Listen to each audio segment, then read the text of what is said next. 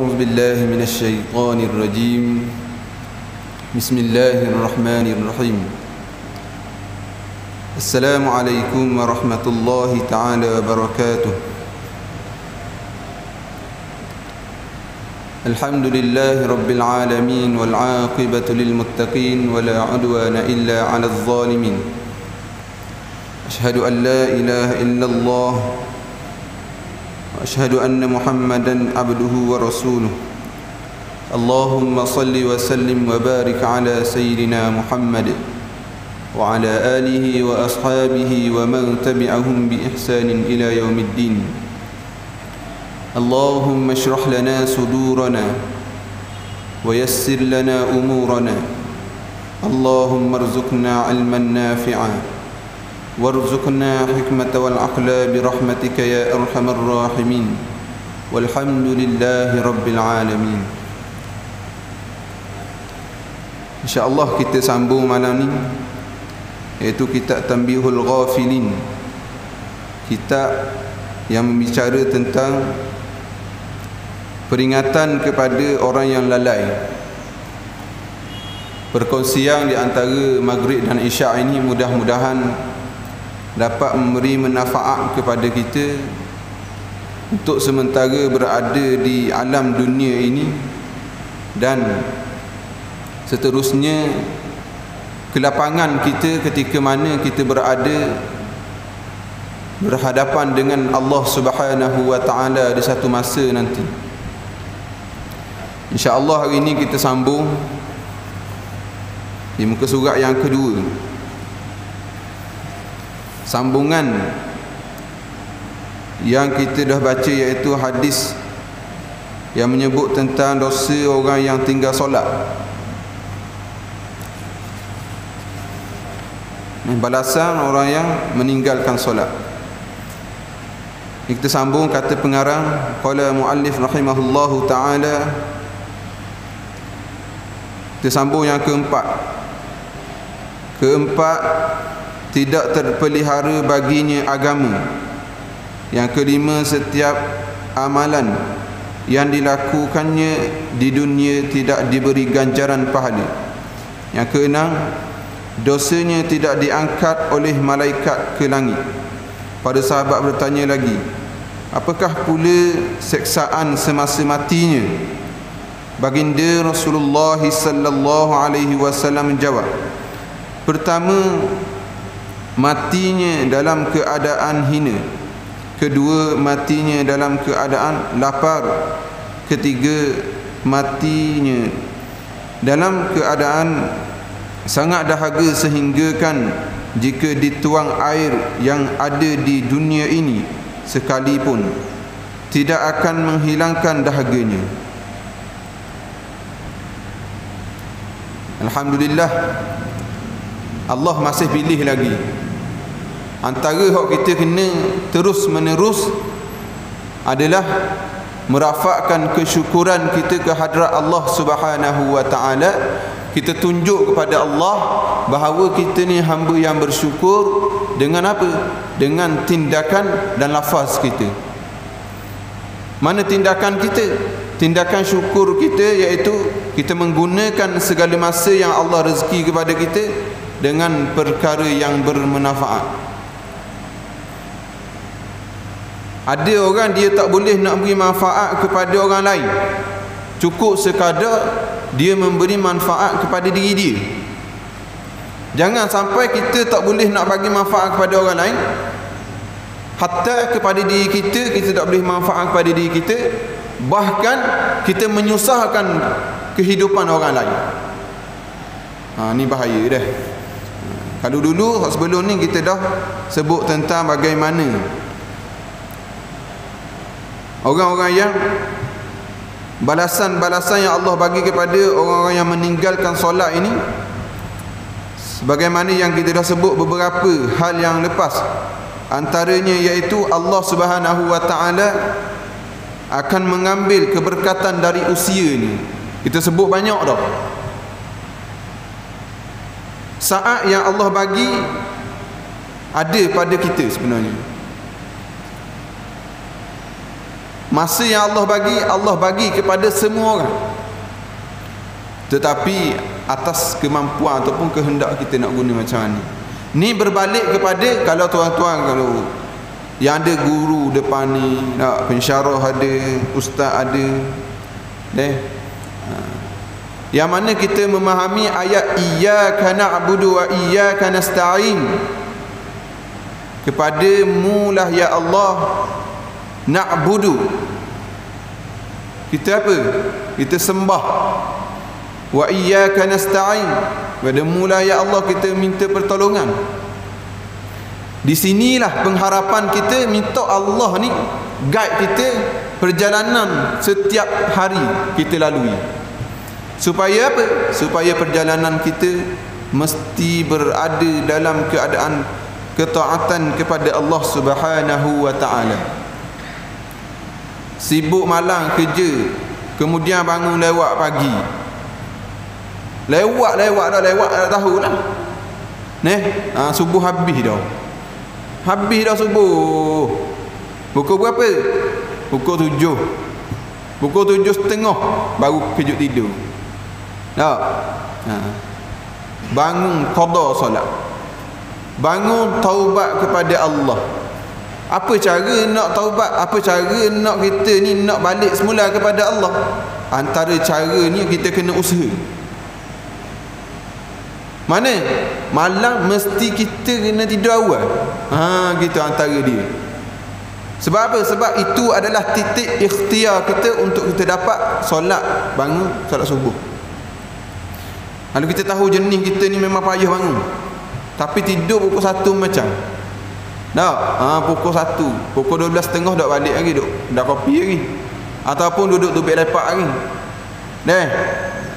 Maka kita kena awalkan waktu jadual kita balik dan kita tidur. Supaya apa? Supaya esok lebih bertenaga dan kita dapat bangun. Itu antara bukti kita bahawa kita ni nak rahmat Allah. Kita usaha, ikhtiar. Kita minta dengan Allah, iyyaka na'budu wa iyyaka nasta'in. Minta Allah tunjuk kepada kita, minta Allah guide perjalanan hidup kita, maka mestinya kita juga kena. Di sinilah ada kaum, iaitu kaum Qadariyah dan kaum Jabariyah. Kita ahli sunnah wal jamaah. Di sini kita kena memahami ilmu tauhid. Supaya apa? Supaya kita seimbangkan bagaimana kita kena buat, apa yang Allah tentukan. Ini. Ada orang dia kata manusia ni melakukan apa yang dia nak lakukan. Segala usaha dan ikhtiar dia buat. Saya kaya hari ni saya usaha. Tak ada orang tolong. Kenapa ulama faham dah ni? Kerana ada orang yang berfahaman seperti ni. Dia kata kejayaan dia hari ni dia batang tubuh dia yang usaha. Kalau tidak, orang gotok nasib kaya belaka, jadi datuk belaka dah. Tak ada seorang pun ada ubang dekat bulu keni ni. Ada tak dalam ni ada ubang? Kita tak ada seorang. Ataupun tak ada seorang pun ada ubang rambut. Sebab apa? Sebab Qadariyah. Kita buat dan kita yang menentukan diri kita. Tidak. Kerana apa? Kerana kita tidak mampu. Bahkan kita kena mengharap kepada Allah. Ni kefahaman yang kita perlu faham dalam apa yang kita nak lalui dalam hidup kita ini. Kemudian kita sambung keempat, tidak terpelihara baginya agama. Tuan-tuan, orang yang tinggal solat, orang yang melakukan perbuatan meringan-ringankan solat, maka Allah Subhanahu wa taala kata Rasulullah, Allah ini akan tidak terpelihara, tidak memelihara agama bagi dirinya. Di sana ada satu hadis yang diriwayatkan oleh Abu Hurairah radhiyallahu anhu yang terjadi kepada seorang sahabat. Hadis ni dalam kitab hadis 40, peristiwa kecil akhir zaman. Sahabat Nabi ni dia kata, Rasulullah kata, sampai satu saat tidak ada di kalangan kamu orang yang amanah. Tak ada, tidak ada. Tidak ada. Sehingga sahabat ni kata, sehingga kan aku mengharapkan agama yang ada padanya yang membantu diriku. Maknanya apa? Kalau dia tu Islam, maka agama dialah yang tidak mengkhianati saya. Sahabat kata. Jadi di sini yang keempat ni, pengarang Nabi sebut balasan yang Allah Subhanahu Wa Taala bagi kepada orang yang meninggalkan solat. Yang keempat ni, iaitu Allah tidak memelihara baginya agama Islam. Orang Islam belajar ilmu agama, mari masjid surau, tetapi tidak menjadi panduan bagi dia, tidak menyelamatkan diri dia. Kenapa? Kerana orang ini meninggalkan solat. Besar solat ini. Tak.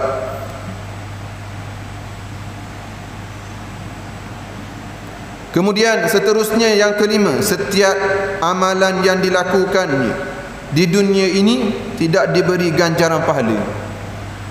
Buat baik, sedekah, meraihkan orang, meraihkan sahabat, bagi makan pada sahabat. Kalau pagi-pagi pergi kedai, sejik tak ada, pergi kedai tak. Ya, kampung tu ya orang banyak pitih. Pergi kedai ni, pergi makan roti canai contoh. Dok. Meja ni saya nak bayar belaka. Dia bukan YB. Dia bukan YB.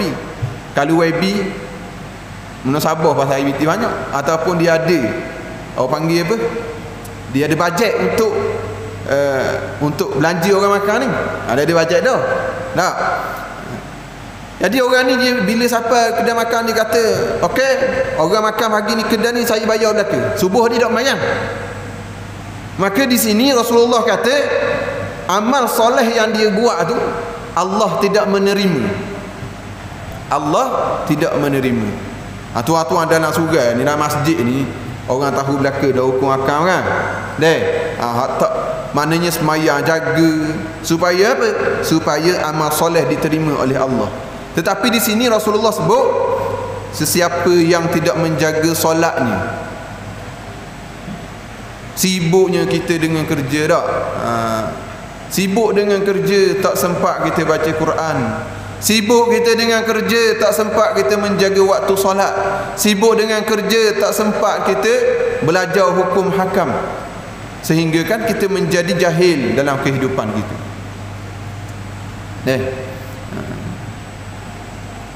Sedangkan kita tahu dah, semua ni Allah yang bagi kepada kita untuk sementara. Kenapa kita nak sibuk sampaikan solat kita tak boleh nak jaga? Kita tidak boleh nak jaga solat kerana keduniaan yang kita cari. Di sini kita perlu berhati-hati. Kenapa? Kerana kelima ini Allah Subhanahu Wa Taala, Nabi kata, setiap amalan yang dilakukannya, yakni orang yang meninggalkan solat, orang yang tidak melakukan solat, orang yang solatnya tidak belajar hukum hakam dalam bab solat, maka orang ini Nabi sebut, Rasulullah sebut dalam hadisnya, iaitu setiap amalan yang dilakukannya di dunia ini tidak dikira ganjaran pahala. Tak boleh pahala. Ruginya kita. Tak. Kalau dalam kampung tu orang kenal kita dengan kekayaan kita, orang kenal kita dengan kedudukan ilmu kita, kita seorang doktor ataupun kita seorang profesor, ada master contoh, ada degree, tetapi tidak solat, maka Allah Subhanahu Wa Taala jadikan pahala yang dilakukan tidak diterima. Saya pernah berada di zaman belajar, mungkin tuan-tuan pernah ada, dan kawan-kawan kita macam-macam jenis, ada macam-macam PA. Ada kadang-kadang kita duduk sekali dengan dia ni, contohnya Zohor. Zohor bila balik dari kelas, ada kelas balik pagi je satu contoh. Duduk situ, dia main game. Ada main game sampai kasar tak bangun. Di sini menunjukkan tidak solat. Saya sebut ni realiti yang berlaku dalam kalangan mahasiswa. Dan dalam kalangan penduduk ramai-ramai kapur ni saya dapat tahu ada anak-anak muda yang duduk bersama kawan-kawan dia yang tak kahwin lagi. Tak duduk sekali dengan kawan-kawan. Duduk mana? Penang. Duduk mana? Kuala Berang. Duduk mana? Marang. Duduk satu rumah 8 orang. Turun naik pakai seluar pendek boxer. Aurat tidak dijaga. Kita tak cek solat macam mana, hukum fardu ain macam mana, bagaimana solat nak diterima oleh Allah, macam mana bala yang Allah hadirkan kepada kita ni Allah nak angkat. Kita duduk ikhtiar macam-macam, tetapi ramai anak-anak muda di luar sana yang belum berubah dan dia rasa apa? Dia rasa tidak ada apa-apa. Bahkan apabila diisytiharkan Terengganu tidak ada kes pada hari ini, dia rasa bebas. Boleh pergi makan nasi goreng, boleh pergi makan nasi biryani, boleh pergi makan nasi Arab. Tak? Boleh pergi jalan di drawbridge, boleh pergi jalan di apa orang panggil? Batu buruk. Sebenarnya bila Allah Subhanahu wa taala hentikan Covid, contoh Allah angkat Terengganu ni tak ada kes. Sepatutnya kita berlomba-lomba untuk berterima kasih kepada Allah, menunjukkan kesyukuran kita kepada Allah Subhanahu wa taala. Macam mana? Kita menghidupkan majlis ilmu. Hidupkan majlis ilmu supaya apa? Supaya kita tidak lagi menjadi umat yang jahiliyah. Bila sebut jahiliyah kita kata zaman dulu je jahiliyah, tidak. Arak jahiliyah ini tuan-tuan, dalam bab dunia dia hebat. Orang ngaji sejarah, sirah Arak jahiliyah tu tak, bani apa macam-macam bani yang ada di bumi Mekah waktu itu, ada Bani Ghifar ke, yang ada di Madinah, Yahudi ke, dia bukan jahil, bukan kata mundur dalam ekonomi, bukan. Macam zaman kita ni, anak-anak perempuan kita tengok dia pakai lagi umur 50 ayah balik sejik main Zohor. Nampak sikit Zohor tau. Kalau malam tak nampak. Ada anak dara. Naik motor 2 orang. Duk pakai topi, duk pakai tudung.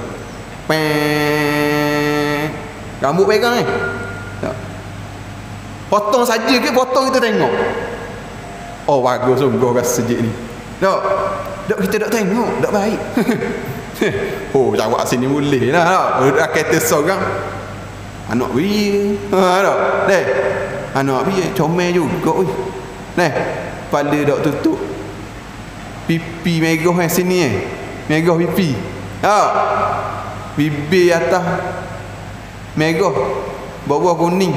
Papak. Pakak tengok. Nampak tak apa tu? Ini adalah masalah rohani. Jahil rohani. Jasmani comel. Tubuh orang kata katik ayam serama tak. Tapi masalah yang berlaku pada masyarakat hari ini apa? Masyarakat hari ini masalah dia mentaati hukum hakam.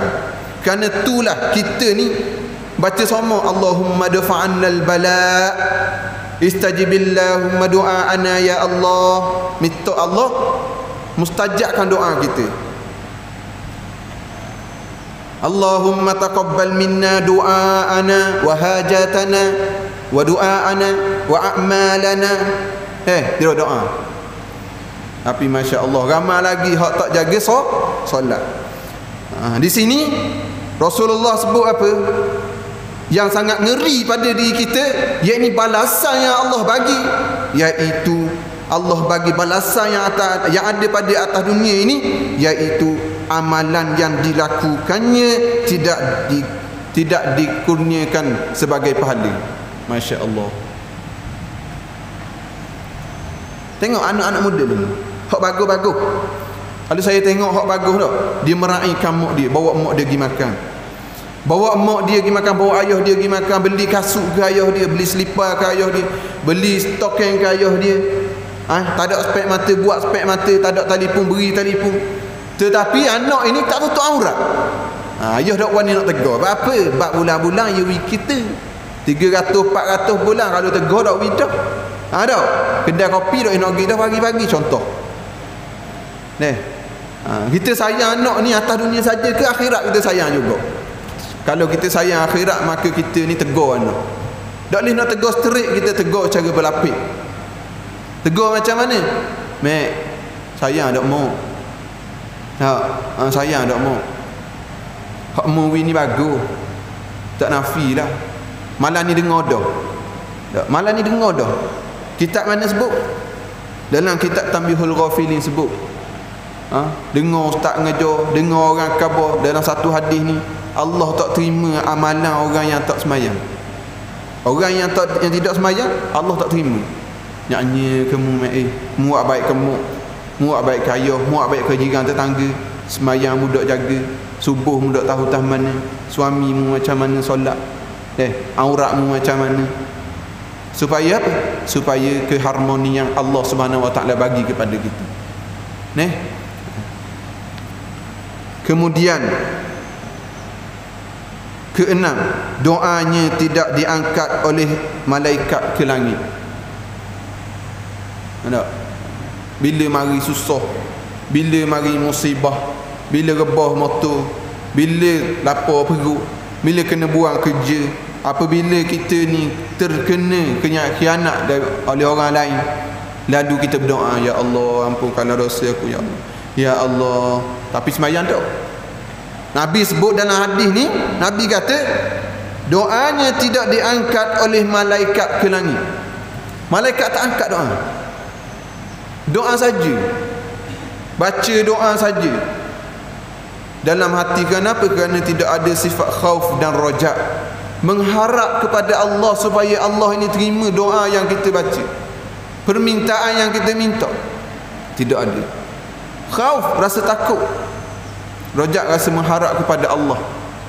Tidak ada dalam hati, maka tuan-tuan, mudah kita menjadi orang yang lalai. Bila orang lalai, maka kadang-kadang solat ni tidak terjaga. Kemudian para sahabat bertanya lagi, apakah pula seksaan semasa matinya? Bila mati ni ada juga. Bila mati ni ada lagi. Mula-mula waktu mana? Waktu hidup. Kemudian ketika matinya, waktu nak pisah di antara dua alam ini, iaitu alam yang fana ini, iaitu alam bumi ini, kita nak dipindah ke alam barzakh. Waktu ni ada seksaan bagi orang yang meninggalkan solat. Orang tinggal sembahyang, waktu ini ada seksaan bagi dia. Waktu mana? Kalau kita kata ini dunia, ini alam barzakh, maka di tengah-tengah ini perjalanan seseorang itu nak dipisahkan, nak dihentikan waktu dia berada di atas muka bumi ini, nak masuk ke alam barzakh, nak dipindah ke alam barzakh. Maka di sini sahabat bertanya Rasulullah, para sahabat bertanya baginya, bertanya lagi, apakah pula seksaan semasa mati ni? Tak masuk lagi waktu alam barzakh, waktu nak mati. Tak. Ni, waktu mana nak berlaku kematian ini? Nak berlaku malaikat nak mengambil nyawa. Apakah pula seksaan semasa matinya? Baginda menjawab, Rasulullah sallallahu alaihi wasallam bersabda, pertama, baginya dalam keadaan hina. Yang pertama, baginya matinya dalam keadaan hina. Na'udzubillahi min zalik. Tuan-tuan, ulama ajar kepada kita, bila kita dengar sesuatu perkara yang buruk, yang tak molek pada diri kita, maka dianjur untuk kita sebut na'udzubillah. Apa na'udzubillah ni? Ini adalah doa. Doa untuk kita elok daripada terjebak dalam kancah ataupun bala ataupun tindakan buruk yang berlaku ini kepada diri kita. Kita kena sebut na'udzubillahi min zalik. A'udzubillahi min zalik. Untuk kita seorang, untuk kita ramai-ramai, na'udzubillahi min zalik, supaya perkara ni tak terkena pada diri kita. Pertama, matinya dalam keadaan hina. Na'udzubillah. Hina macam mana? Hina ini bukan kata mati dalam keadaan telanjang, bukan setakat mati dalam keadaan tidak menutup aurat, mati dibunuh, mati bunuh diri, bukan setakat begitu hina.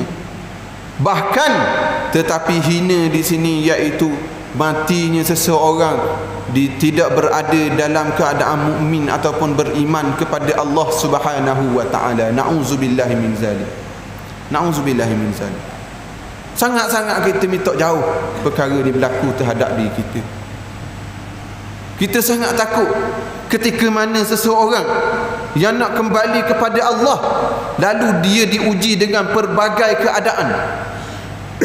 Diriwayatkan ada ayah dia mari kepada dia, wahai anakku, ini ayah, ini ayahmu ni yang batin tulang, yang tolongmu, jagamu dari kecil, tinggal semayang, tinggal saudara mara, tinggal sahabat handal untuk dapatkan harta benda untuk memberimu makan, meminum. Ikutlah ayahmu ni wahai anak. Ni seseorang diuji ketika nak mati.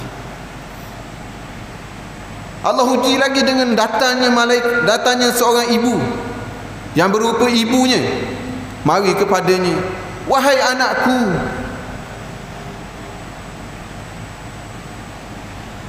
adakah kau sayang kepadaku wahai anak? Jika kau sayang, buktikan kesayanganmu, kasih sayangmu hari ini kepadaku. Ikutilah jejak langkah ibumu. Ni syaitan iblis mari ketika nak mati. Ibumu yang menyusumu ketika mu kecil, di waktu kecil dahulu kamu anak yang sangat-sangat susah, sangat tidak mampu. Ketika malam kamu menangis, ibumu bangun menyusumu. Tidak sanggup ibu melihat keadaanmu, menangis ketika waktu malam, ibu ni bangun. Ni fitnah-fitnah yang datang ketika mana manusia nak mati. Ketika mana? Ketika nak berpisah, nak dipisahkan daripada alam dunia kepada alam barzakh. Fitnah yang sangat besar. Ini adalah balasan bagi orang yang tidak melakukan solat. Yang saya sedih, yang saya duk fikir ni masalah sekarang ni, kenapa masyarakat hari ini tidak ada rasa apa-apa, tidak terdetik apa-apa apabila meninggalkan solat. Bahkan tenang dilihat mata mukanya, wajahnya tenang.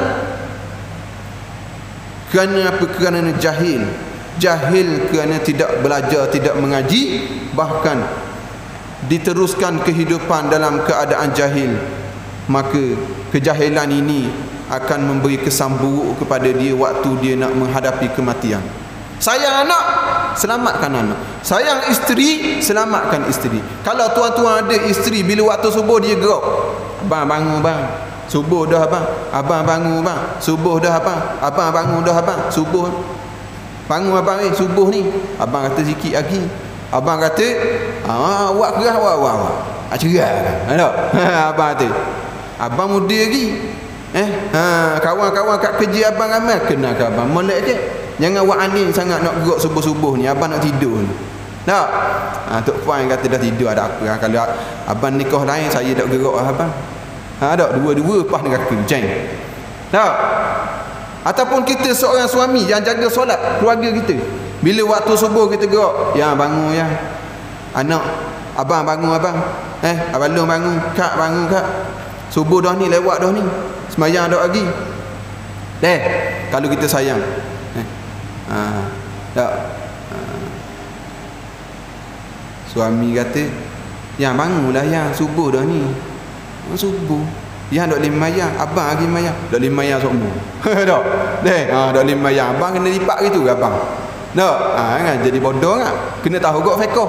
Kalau 15 hari tu mai dok semayang sama sampai ke 17 dah. Kalau istihadah kena semayang lah. Apa kata dah mana nak tengok paper tu dak ditunjuk. Sungguh je kan apa okey. Bukti yang jelas dan dalil yang jelas. Okey abang taat. Deh. Bodoh lagi.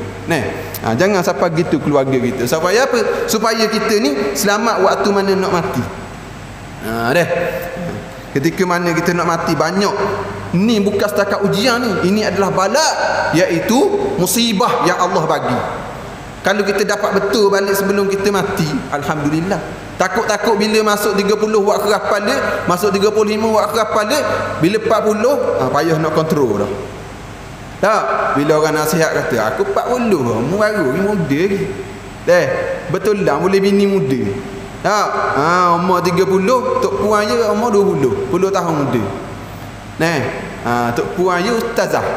Ambil degree syariah. Nikah kena belebel semua. Tak. Jangan tunjuk alim ingat saya 30, awak 20 baru. Mana tua? Saya makan garang dulu. Sebab tu saya darah tinggi.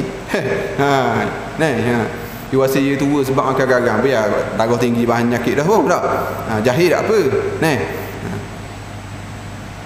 Bila orang tegur kita tentang solat, maka kita kena fikir, ni orang nak selamat aku ni. Orang nak selamat kat aku ni, orang sayang aku ni. Sebab apa? Sebab dia tak mampu duduk seorang dalam syurga, dia nak berjiran dengan sahabat dia, dengan anak bini dia. Maka apa yang ada atas muka bumi ni, biar kita tengok, kita ingat kepada Allah. Mana? Pertama sekali jaga semayang. Kemudian matinya dalam keadaan sangat dahaga, sehingga kan jika dituang air yang ada di dunia ini sekalipun tidak akan menghilangkan dahaganya. Orang minum air banyak dah minum air ni. Tak, Nabi sebut kalau dituang air sebanyak yang ada atas dunia ni, maka tidak akan hilang dahaga. Jangan main-main. Kita kena rasa benda ni nak teras sekali, jangan minum air esok jangan minum air sekali pun. Makan boleh. Makan jangan minum air. Boleh tak? Jangan minum air 2 hari jangan minum air. Makan je. Tengok ada mati belalak tak?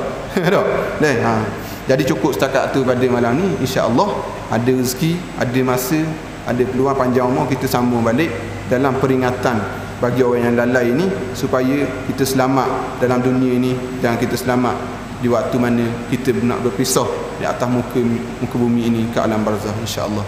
Terima kasih atas segala perhatian. Mohon maaf atas segala kesilapan. Mudah-mudahan pertemuan ini dapat barakah daripada Allah Subhanahu wa taala. Bismillahirrahmanirrahim. Allahumma anfa'na bima 'allamtana wa 'allimna bima yanfa'una. Allahumma arzuqna 'ilman nafi'an wa 'amalan mutaqabbala wa rizqan halalan tayyiban. Wa sallallahu ala sayyidina Muhammad wa ala alihi wa sahbihi wa baraka wa sallam. Walhamdulillahi rabbil alamin.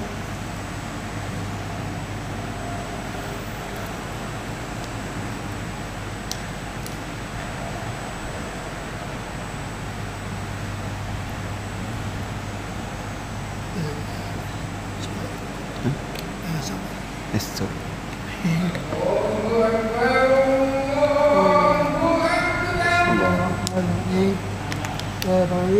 besok hari 1 Ustaz sama ayat